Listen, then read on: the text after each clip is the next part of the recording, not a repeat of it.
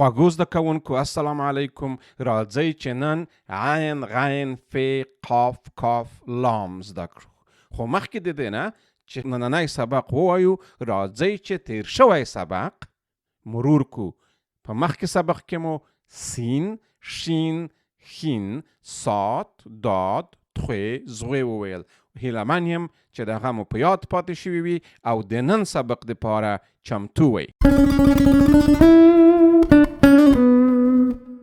نننی سبق عین عربي توری دی. از ما سره ووای پستونی کې ویل کېږي عمر عمر عمر. غین غا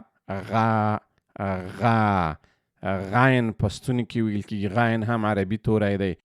غریب غریب غریب. ف هم عربي توری دی. ف ویل کېږي. ف فرید کې استعمالیږي. فرید فرید یو نوم دی فرید. قاف هم عربي توری دی او پستونی کې ویل کېږي.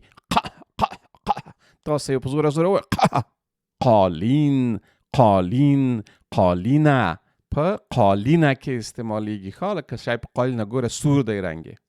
کاف کاف کا دا پښتو کلمه کې ډېر ښه زیاتېږي. موږ تاسو یې ډېر کاروو.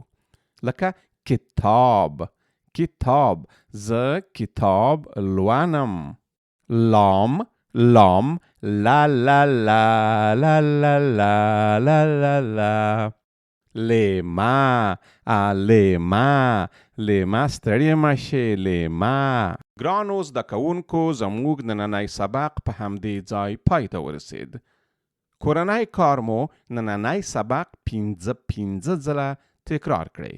اوس چې دلته یې چینل ته سبسکرایب شئ، لایک یې کړئ، ګړنګی یې وکړنګوئ تر څو راتلونکی سبق مو هیر نشي.